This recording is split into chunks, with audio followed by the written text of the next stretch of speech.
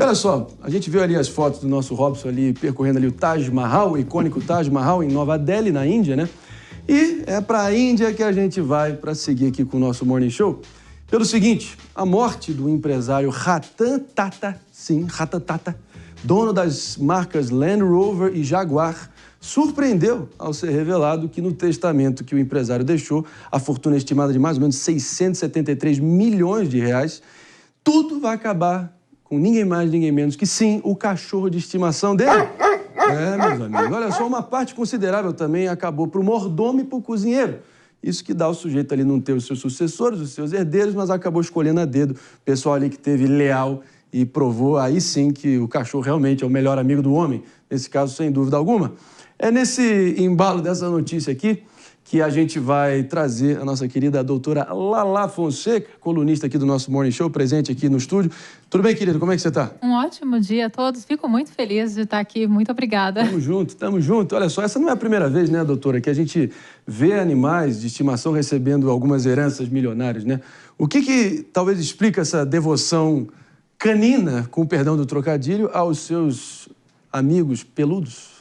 Inclusive, vejo uma tendência, né, dos casais substituindo aí a ideia de ter filhos por terem pets. Pets estão se tornando os novos filhos, né? Inclusive, em algumas culturas, isso está mais acentuado. Porém, no caso, acredito que ele tinha familiares um pouco distantes, talvez irmãos, né? E que poderia, né, ter repartido, dividido a herança, mas a escolha traz muito, né, pra gente sobre o amor incondicional, né? Porque o amor que a gente acaba sentindo pelos pets está muito relacionado a esse amor incondicional. E a gente tem um grande tabu na nossa sociedade, em diversas sociedades, que a gente precisa amar incondicionalmente a nossa família, independente dela ser tóxica, dela ser saudável, dela ser feliz. E né, é interessante esse ponto, porque deixar a herança para pets, né? Porque acredito que a família tenha se tornado os pets dele. Vamos acionar aqui nossa bancada advocatícia pelo seguinte: no Brasil é vedado qualquer transmissão de herança dos seus bens para um cachorro. Tem que ser, assim como manda a lei, para o seu parente sanguíneo mais próximo.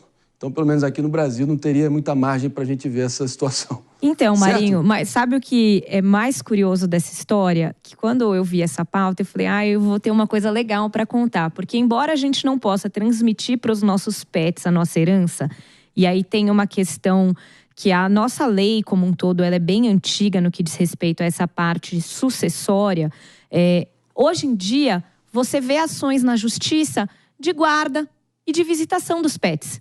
Porque tanto eles se tornaram parte fundamental das famílias, que muitas vezes as famílias acabam, as pessoas se divorciam, se separam, e mesmo que elas não tenham filhos, elas têm os pets para regulamentar. Então, quem vai pagar a comida do pet? Quem vai pagar a fralda? Com quem ele vai ficar?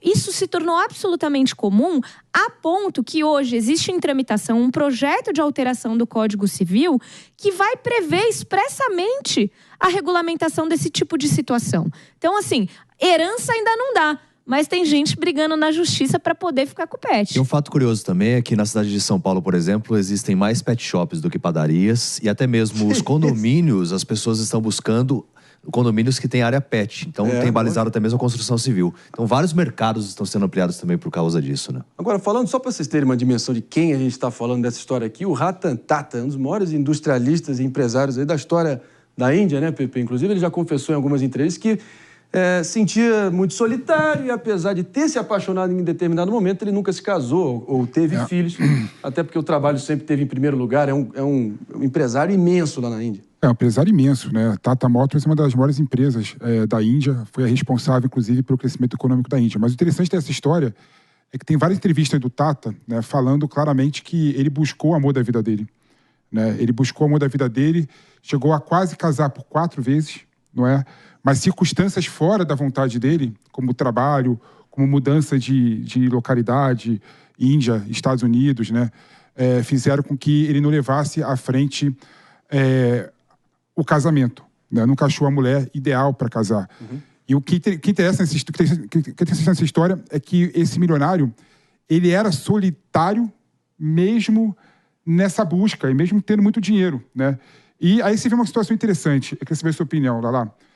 Como é que você vê a questão da solidão e a questão de ter um pet, ter um animal de estimação para sanar e para preencher esse vazio que a solidão traz, né? E essa busca pela pessoa ideal, se não acaba prejudicando um casamento real, né? Porque a gente sabe que casamento e a busca ideal nunca existe no mundo, né? A busca ideal, a gente já começa por aí. Não existe a busca ideal, né? Existem qualidades e eu falo muito que a gente se casa com os defeitos, né? Esses defeitos são aceitáveis, porque qualidade a gente vai absorvendo mais e vai convivendo e é gostoso de conviver. Então, a primeira escolha por um relacionamento é a partir dos defeitos. Mas a solidão que você trouxe, Pepe, é muito interessante porque uma das técnicas relacionadas com o envelhecimento é a adoção de um pet, né? O pet faz com que a gente libere algumas ocitocinas e faz com que a gente se sinta melhor e se sinta acompanhados, né? Além do pet fazer com que a gente, né, transite, circule e conheça pessoas, converse com pessoas, dê um bom dia pela manhã. Mas, muito provavelmente, no caso dele, ele tinha uma grande solidão e talvez uma dificuldade para fazer uma conexão efetiva, afetiva, né?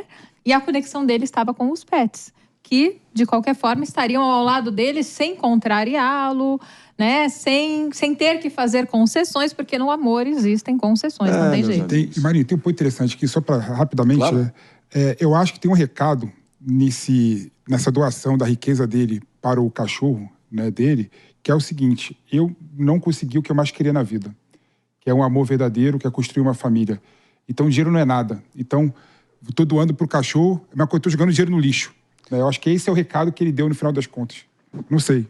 E depois dizem que na Índia a vaca que é sagrada, né? Pelo visto, não. É o cachorro que agora chegou ali. Meus amigos. Agora, além de sagrada, ela é milionária. Pelo amor de Deus. Quem diria, quem diria? Olha só.